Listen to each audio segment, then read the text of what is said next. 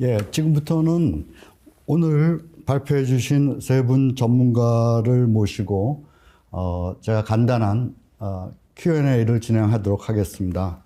이미 여러분께서 들으신 바와 같이 오늘 2026년 더벨 건설 부동산 포럼에서는 AI 시대 하에서 건설사의 턴어라운드 전략이라는 제목으로 AI 시대에 우리 건설사들이 어떻게 적응하고 또 어떻게 여기 헤쳐나가야 될지 거기에 대해서 좀 굉장히 독특한 시각의 그러한 세 주제 발표를 들었습니다. 먼저 그 삼성물산의 형시원 팀장님께서 공간 DX를 통한 비즈니스 턴어라운드 전략에 대해서 발표를 해주셨고, 그 다음에 SK 에코플랜트의 장우진 담당 임원님께서 AI 데이터 시장과 산업 전략, 주로 국내 AI 데이터 센터에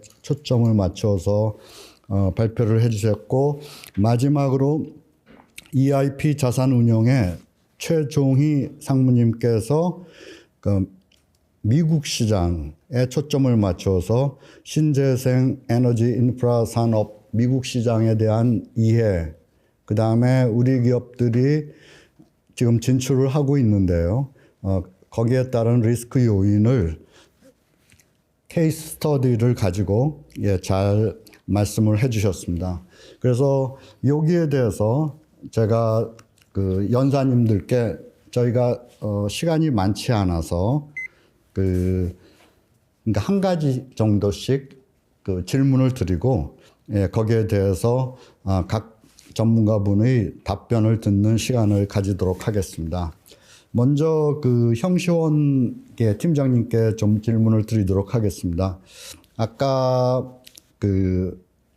제가 잘 들었습니다만 그 삼성물산의 플랫폼 전략 구현 방식으로 크게 두 가지를 말씀하셨는데 홈리크하고 바인드를 말씀을 하셨습니다. 근데 이 두 가지가 여러분들 들으셨겠지만 비교적 최근에 2023년, 24년에 처음 이제 론치하신 건데, 그래서 아직 초기 단계라고 보여집니다만은 지금까지 좀 그 삼성물산의 그 경영면에서 이게 어떤 성과를 거두었는지, 그리고 이걸 하다 보니까 아마 여러 어려움들도 직면하셨을 것 같은데, 어떠한 문제점들에 좀 직면을 하셨는지, 그리고 그것들을 어떻게 개선하면서 지금 삼성물산이 이러한 두 가지 플랫폼들을 운영하고 있는지,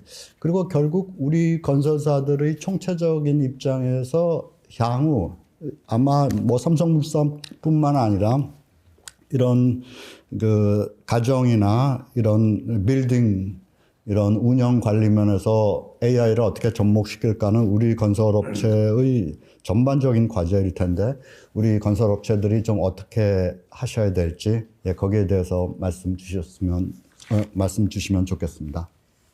네, 아까 저희가 발표에서도 말씀드렸지만 저희가 이 플랫폼을 통해서 단순 시공을 넘어 그 건설의 비즈니스 모델을 하드웨어 판매에서 라이프스타일 서비스 플랫폼으로 전환한 거에 대한 큰 이의가 있다고 보고 있습니다. 그래서 단순히 이제 지어주면 끝이 아니고 운영 단계에서 지속적으로 수익을 확보할 수 있는 이런 비즈니스 모델을 구축했다는 거에 저희가 큰 의의를 두고 있고요. 그 다음에 두 번째로는 이제 주거 생활의 모든 것, 오피스 생활의 모든 것들을 하나의 데이터로 통합하고 있다는 점에 저희가 좀 의의를 두고 있습니다. 아까도 말씀드렸지만 그 건설 현장의 가장 큰 제약 중에 하나가 데이터 확보의 한계입니다. 그래서 학습되지 않는 경험의 이 문제점을 고질적으로 이거 어떻게 해결할 것인가에 대한 고민이 많았는데요. 저희가 공간을 플랫폼으로 정의를 하면서 그 안에서 흘러가는 모든 데이터들을 통합할 수 있다는 거.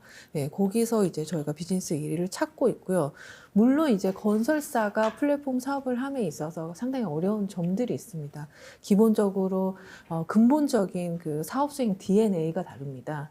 저희 같은 경우는 아예 몇십 년 동안 조단위 수주업을 하던 회사가 수수료 베이스, 구독료 베이스의 이런 그 단계적으로 매출이 쌓여가는 이런 사업을 한다는 것 자체가 상당히 DNA가 많이 변함을 필요함을 느끼고요. 또한 그 수익 구조 자체가 상당히 큽니다. 저희는 원래 무형의 어떤 프로젝트를 어떤 일정 금액으로 수주를 해서 그거 뭐 3년이 됐든 5년이 됐든 이루어 가면서 수익을 만들어가는 구조인데 이거는 처음부터 이제 기본적인 수수료가 정해지고 그 이후에 계속적으로 이제 수익 구조를 다변화해야 되는 활동들이 있기 때문에 이런 어떤 새로운 산업을 함에 있어서 저희 내부적인 제약이 좀 있습니다. 그리고 외부적으로는 저희가 향후 그럼 이 플랫폼을 계속 어떻게 발전시켜 나가야 될까에 대해서는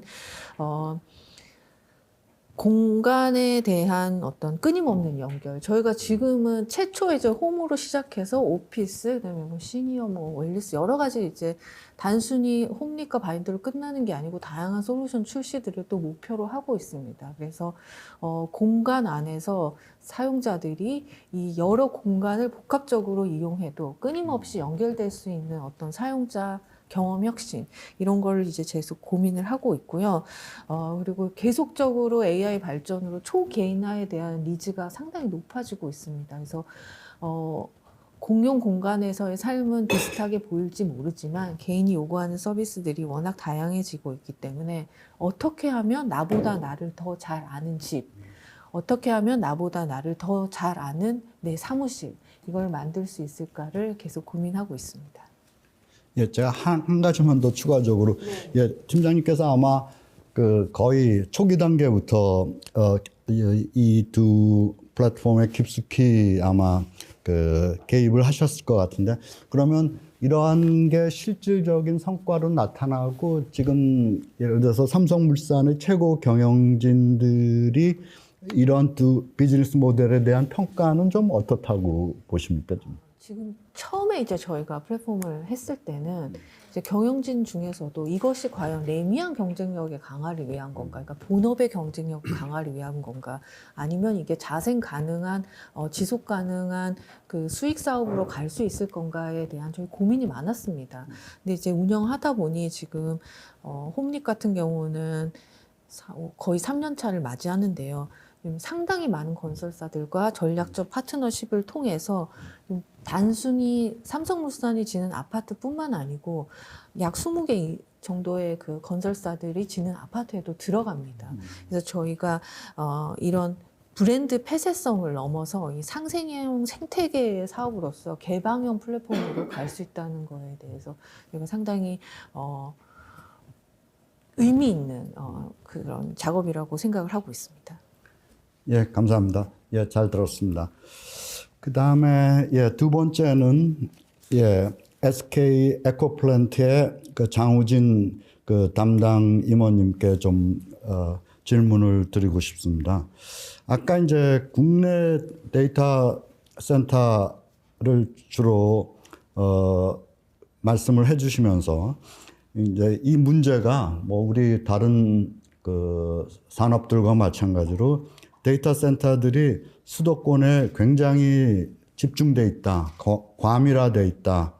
그렇게 됨으로써 여러 가지 이제 문제가 발생하고 있다. 뭐 예를 들어서 수도권에 더 이상 그 기업들이 그 데이터 센터 허가를 받기가 쉽지 않은 문제. 그 다음에 실제 전력원은 지역적으로 굉장히 전국적으로 분산이 되어 있는데 수도권에 집중된 데이터 센터가 그 전력원에서 너무 떨어짐으로써 발생하는 문제들, 이런 이제 여러 가지 문제들로 인해서 지방 분산이 필요하다고 말씀을 하셨습니다.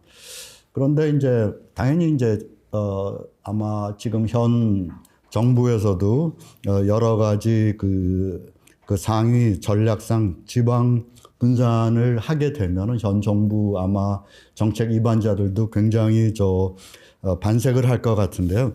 이게 이제 현실적으로 이제 제가 저같이 잘 모르는 사람이 느끼기에 쉽지는 않을 것 같은데, 그리고 아마 이제 실무적으로도 이 프로젝트를 굉장히 여러 가지 프로젝트를 경험을 하셨을 테니까 아마 실무적으로 느끼실 것도 같은데, 좀 이런 문제를 좀 해결해서 정말 좀 효율적으로 데이터 센터, 지금 울산에 건설하신 그런 사례도 있으니까 이런 문제를 좀 해결할 수 있는 방안이 있다면 좀 어떻게 해야 될 것 같은지, 그 다음에 뭐 여기서 결국 키를 가지고 있는 건 이제 정부, 지자체, 뭐 그런 발전사들의 그런 지원일 것 같은데, 거기에 대해서 좀 본인이 경험으로 느끼신 바 있으면 말씀 좀 해주시면 감사하겠습니다. 예, 결국에 데이터 센터도 이제 사업자들이 있을 거고요. 저희는 이제 시공사 관점이면 물론 저희도 개발을 하지만 이제 사업자들이 당연히 수익을 신경 쓸 텐데, 결국에 이제 고객들이 누구냐를 보게 되면 지금 이 AI 데이터 센터의 주 고객들은 이제 결국에 글로벌 뭐 아마존, 뭐 메타, 뭐 구글 많지 않습니까? 그런 고객들이 주요 이제 핵심 고객들이고, 근데 그런 고객들이 원하는 데이터 센터 위치는 다들 수도권입니다. 아무래도 접근성도 좋고, 고객이 접근성도 좋고, 뭐 데이터 센터를 자주 찾아갈 수도 있고, 그리고 거기에서 일하는 직원들도 사실은 이제 수도권을 원하지 않습니까? 물론 이제 데이터 센터에서는 근무하는 직원들이 많지는 않습니다. 실질적인 운영 단계의 고용효과는 크진 않지만 어쨌든 그 직원들도 수도권을 원하고, 그러다 보니까 수도권에 입지할 수밖에 없고, 그리고 수도권이 그만큼 이제 가격이 또 좋은 가격이 나갑니다. 근데 만약에 이제 지방, 다만 문제는 이제 전력이 없다는 부분인데, 한국은 다 임해 지역에 다 발전소가 설치돼 있고 엄청난 송전 설비가 다 수도권으로 향하고 있는데, 근데 결과적으로 고객들은 다 수도권에 있고, 결과적으로 지금도 전력 마찬가지로 데이터 센터 똑같은 그런 지역적 어떤 편중 현상을 보이고 있습니다. 이 구조를 바꾸려면 지방에 하더라도 수익이 나게, 물론 전기는 많이 있지 않습니까? 전기는 많이 있기 때문에 조건을 충족하고 있는데, 문제는 이제 지불을 할 의사가 있는 고객들이 지방으로 갈 수 있는 유인을 이제 만들어줘야 되는 부분이 있고요. 그 다음에 전력 말고도 사실은 뭐 망 사용료라든지 통신업자들이 이해할 수 있는 그런 부분에 있어서도 지방에 가게 되면 또 지방에서는 망 사용료가 또 비싸다는 문제가 있습니다. 결국에는 기업들도 수익이 나야지 사업을 하지 않겠습니까? 자영업이 아니기 때문에, 그 자선사업이 아니기 때문에 결국에 지방으로 데이터 센터가 설립이 될 수 있게 하려면 지방에서도 사업이 될 수 있게 규모 있는 어떤 규모의 경제를 만들어야 된다는 부분에 있어서 그런 정부의 정책, 무슨 세제 정책이나 여러 가지 보이지 않는 부분들이 미세하게 적용이 돼야 된다고 판단이 되고요. 그 다음에 그런 게 충족이 된다고 하면 당연히 기업들은 갈 거지 않습니까? 가게 되면 그 전력 문제는 자연스럽게 해소될 거라고 보여지고요. 그래서 이 부분에 있어서는 지방에서도 사업이 될 수 있으려면, 그런 지방에서 사업이 될 수 있으려면 뭐가 필요한지를 시장에서 얘기를 듣고 정책 입안자들이 그런 부분들을 시행해줘야 된다는 부분이 있겠습니다. 그리고 그러니까 지금 저희 또 정권에서는 또 에너지 관점에서는 재생에너지가 또 많이 부각이 되고 있지 않습니까? 근데 재생에너지의 문제가 지어놓으면 설비 용량은 큰데 그게 24시간 가동될 수 있는 설비가 아닙니다. 원자력 발전은 항상 가동이 되지 않습니까? 근데 데이터 센터는 저희 인간과 같이 한순간이라도 피가 공급되지 않으면 쓰러져 버립니다. 저희가 뭐 심장마비라든지 아니면 뭐 뇌졸중처럼 쓰러지듯이 데이터 센터도 전기나 그 용수가 끊기게 되면 바로 그냥 문제가 되게 되고, 그럼 여러분들이 당연한 것처럼 공기처럼 생각했던 이런 데이터 센터의 기능들이 마비가 되면 엄청난 부작용이 초래될 겁니다. 뭐 카카오톡, 뭐 저희 이런 결제 다 못하게 될 거거든요. 근데 다만 그런 것들을 지금 저희는 당연하다고 생각하고 있지만, 그런 것들이 사실은 이런 어마어마한 인프라가 뒤에 받쳐주기 때문에 가능한 부분이 있습니다.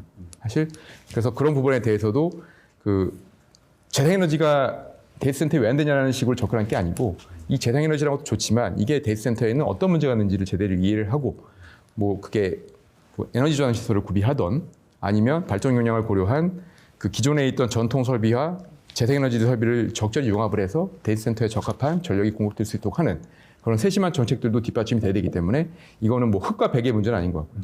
그래서 지방에서 왜 안 되냐? 뭐 예를 들면 지금도 반도체 공장이 지방에서 왜 안 되냐는 얘기하지 않습니까? 근데 그건 본질을 사실 그 호도하는 질문이라고 볼 수 있거든요.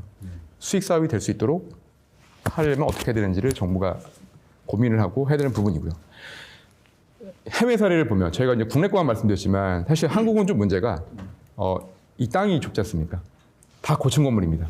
데이터 센터도 사실은 넓은 땅에 1층 건물 짓고 쫙 펼쳐놓으면 빨리 짓고 빨리 대응할 수 있는데 한국은 땅도 좁고 비싸고 또 전기 들어오는 땅은 희귀하다 보니까 비쌉니다. 그럼 건물을 수직으로 지을 수밖에 없고요. 해외는 미국 같은 데는 농지가 어마어마한 농지, 버려진 농지에 그냥 1층으로 짓습니다. 뭐 공기라든지 간섭 문제 신경 안 쓰고 짓습니다. 시간도 단축되고 비용도 절감됩니다. 그러니까 저는 제 개인적인 말은 한국에서는 데이터 센터를 하게 되면 중력의 법칙을 거슬릴 수가 없다. 이 높이 져야 되니까. 그러면 높이 짓다 보면은 크레인의 어마어마한 설비들을 끌어올려야 되는 양중 문제, 주변 건물에 부딪히는 문제, 여러 가지 고민이 많지만 미국은 그냥 저희 용인의 반도체 공장 짓듯이 그냥 도화지에 펼쳐놓고 내가 하고 싶은 대로 다 할 수 있는 그런 구조가 될 수밖에 없습니다. 그래서 공사비라든지 공기 문제에서 한국은 태생적으로 이제 이런 불편한 그런 내재 요인을 갖고 있기 때문에 그래서 그런 부분들도 이 정책 하시는 분들이 고민해야 될 부분이다. 그래서 대규모로 데이터 센터를 하고 싶다면 지방이 맞는데 전력과 기타 등등 것들이 수익이 날 수 있는 구조를 만들어줘야 되고 그다음에 해외같이 이렇게 대규모 데이터 센터를 할 수 있는 데는 무슨 차이가 있는지를 정확히 이해한 다음에 그 데이터 센터 관련된 그 정책과 그런 것들을 해주셔야 되지 않겠냐. 이건 사실 일개 뭐 그 건설사들이 이해할 수 있는 부분은 아니고요. 이거는 그 정책적으로 접근해야 될 부분이 아닌가 생각됩니다. 예, 잘 들었습니다.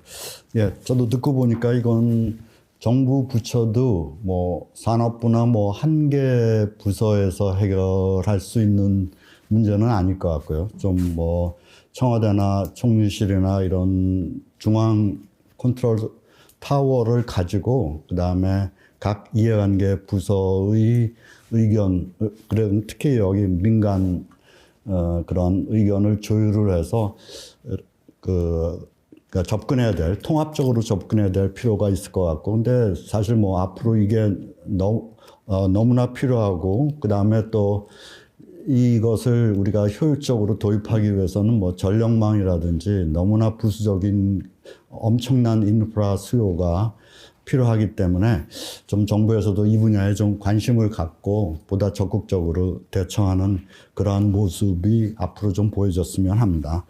예, 마지막으로 EIP 자산운용의 최종희 상무님께 좀 여쭙겠습니다.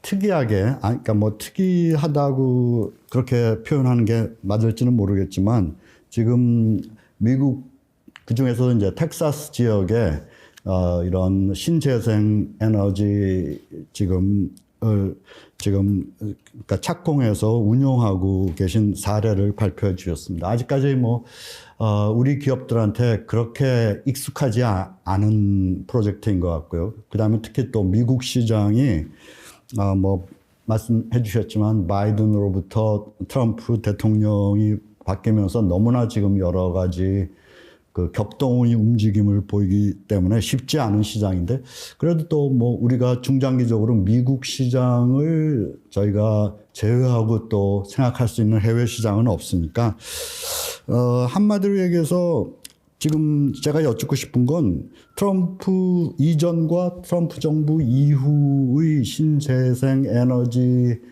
그러니까 추진 전략이 이런 프로젝트 추진 전략이 확연히 바뀌어져야 된다고 생각합니다. 그래서 아마 실제 발표 시간에도 몇 개 여러 가지 점을 좀 지적을 해 주셨지만 제가 정말 좀 이쪽에 대해서 잘 알지 못하는 사람으로 정말 트럼프 정부 이후의 미국에서 이런 신재생 에너지 전략으로 우리가 진출할 타당성이 있는 건지 지금 워낙 좀 부정적인 요소들이 많이 생겨서요.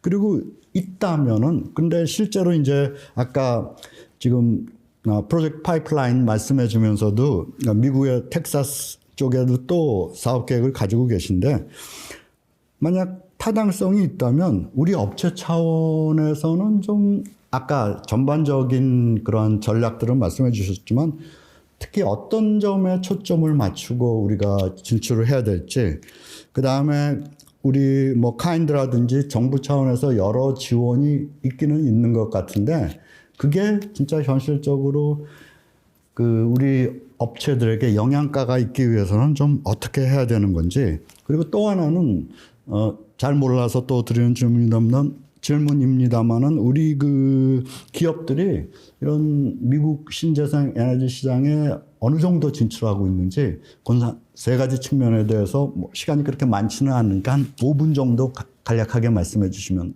감사하겠습니다. 예, 뭐 세 가지 질문을 받은 걸로 이해하고 있고요. 우선 트럼프 정부 전후 어떤 변화가 있었는지를 우선 말씀드리면 가장 크게는 우선 이제 발전 시장이라든지 신재생 에너지 관련해서 저희가 생각했을 때는 크게 두 가지가 있습니다. 원자재, 그러니까 기자재에 대한 규제가 우선 1차적으로 들어왔고요. 두 번째는 이제 텍스 에쿼티 시장. 텍스 에쿼티 시장에 제가 계속 반복해서 말씀드리는 부분은 사실 미국 시장을 가장 다른 시장 대비 특히 호주 시장 같은 데랑 대비 차별화하는 게 사실 텍스 에쿼티 부분이고요. 이 부분에 대해서 트럼프 그 정부는 아까 말씀드린 것처럼 2025년 7월 이후에 신규 착공되는 프로젝트에 대해서는 더 이상 세제 혜택을 주지 않겠다라는 게 아직까지는 개편되기 전까지는 지금 방침입니다. 다만 여기서 저희도 이제 추가 프로젝트 검토하는 건에 대해서 아직까지 텍스 크레딧에서 아직 유하게 적용하고 있는 거는 베스, 배터리 관련 프로젝트고요. 그래서 저희도 관련 프로젝트를 차기 프로젝트로 추가적으로 검토를 하고 있는 이런 내용입니다. FEOC 관련해서 왜 이슈가 되냐? 규제 대상 국가를 확정 지으면서 요 국가에 해당되는 나라 중에 하나 중국입니다, 당연히. 근데 태양광 발전이나 아니면 배터리 사업을 하면서 사실은 중국 쪽 기자재를 안 쓰고 가성비를 확보하기는 되게 힘들죠. 이게 단순히 중국에서 만든 패널이라든지 모듈을 사용하는 것만 규제를 하는 게 아니라 실질적으로 중국에서 히토류 관련돼서 실리콘이라든지 기타 등등 이런 기자재 관련된 거를 모두 규제하기 때문에 물론 목적 자체는 미국 내 사업을 육성시킨다 뭐 이런 쪽으로 방향을 잡은 건 사실이지만 실질적으로 봤을 때 이 기자 자체 확보하는 것 자체가 되게 애로사항이 있습니다. 그래서 그런 부분이 사실 트럼프 정권이 바꾼 다음에 가장 애로사항이고요. 그러면 이런 프로젝트 트럼프 정권 뭐 전반적으로 장기적으로 봤을 때는 사실 신재생을 포기할 수는 없죠. 아까 말씀드린 것처럼 우선 턴어라운드 피리엇이 가장 빠르고 실질적으로 AI 데이터 센터라든지 각종 데이터 센터라든지 전반적인 시장의 전력 수요를 감안했을 경우에 원자력으로 간다, 뭐 화력 발전으로 간다. 물론 다 검토하고 있습니다. 근데 단기적으로 턴어라운드 봤을 때 1, 2년 만에 그 수요를 충족할 수 있는 규제를 피해서 전력 공급할 수 있는 건 사실은 신재생밖에 없다고 생각을 하고 있고요. 물론 이제 신재생 관련해서는 태양광 같은 경우에 특히 낮에 발전 시간이 피크이고 밤에는 발전 못하기 때문에 저희도 뭐 호주에서 검토하는 건이긴 하지만 저희 검토하는 거는 하이브리드 이런 구조로 많이 향후 프로젝트는 진행이 될 것 같습니다.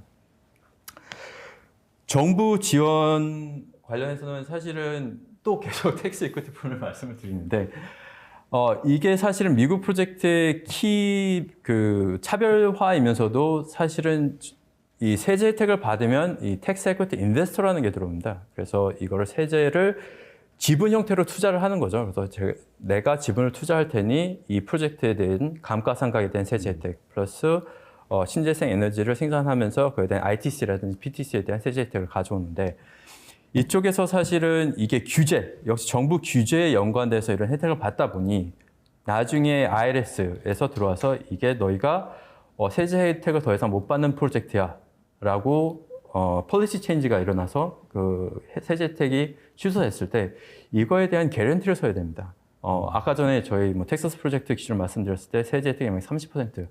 근데 7천억짜리 규모면은 약 2,100억에 대해서 개발사나 아니면은 그 지분 그 소유주 쪽에서 이 2,100억에 대한 보증을 서야 됩니다. 특이한 점은 이거에 대한 또 보험 시장이 또 있습니다.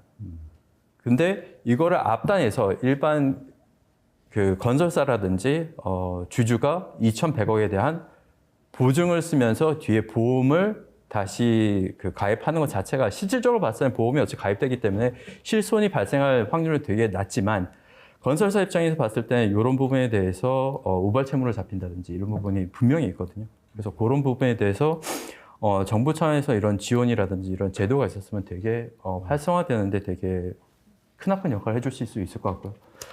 이거는 사실 양날의 칼인데 저희가 뭐 이런 말씀드리기 사실 되게 조심스럽고 저희가 지금 지원을 받는 입장에서 상당 부분 봤을 때 정부 지원 자금을 받으려면은 프로젝트의 안정성이 올라간 상태에서 정부 유관부서에서 승인을 얻어서 들어오는 케이스가 되게 많으십니다. 근데 사실은 그렇게 되면은 프로젝트를 운영하는 입장에서는 상당 부분의 리스크가 다 없어진 다음에 정부 지원금을 받는 거기 때문에 물론 전체적인 캐피탈 스택으로 봤을 때는 도움이 되는 건 확실하지만 그런 부분에 대해서 사실 정치 자금이라면은 그런 부분에서 좀 더 유연성 있게 같이 리스크 테이킹을 해줄 수 있는 그런 제도가 있으면은 해당 산업, 특히 해외 산업 발전에 되게 도움이 많이 될 것 같다는 이런 생각을 하고요. 국내 기업이 얼마나 해외 쪽에 진출을 하고 있냐, 뭐 아까 저희 그 프로젝트 관련해 가지고 이미 뭐 명시해드린 회사 같은 경우, 현대건설 같은 경우에는 제가 알고 있기로는 에너지 사업 관련해서 저희 텍사스 프로젝트가 첫 프로젝트였고요.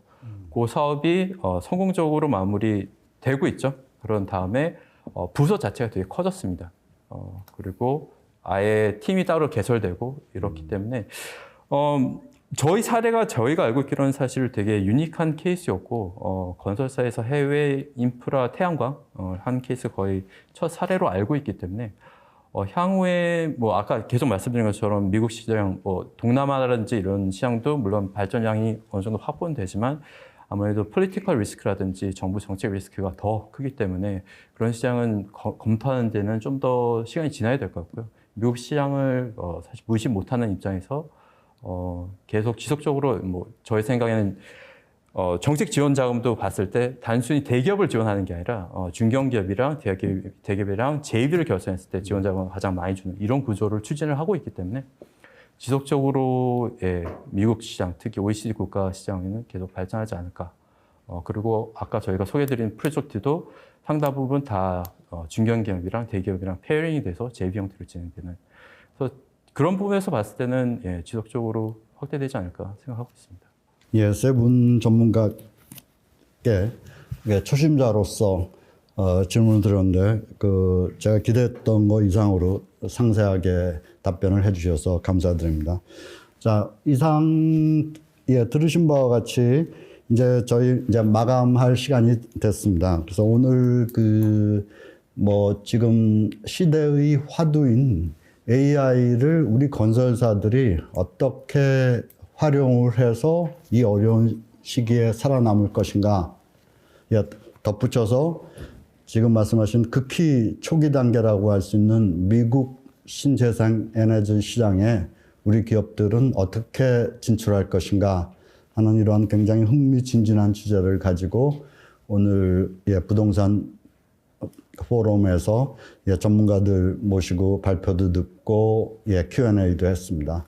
앞으로 오늘 다루었던 주제들이 부디 우리 건설, 부동산 관련 우리 기업들에게 많은 시사점을 제공하고 향후에 활로를 찾는데 도움이 되었으면 하는 바람입니다. 감사합니다.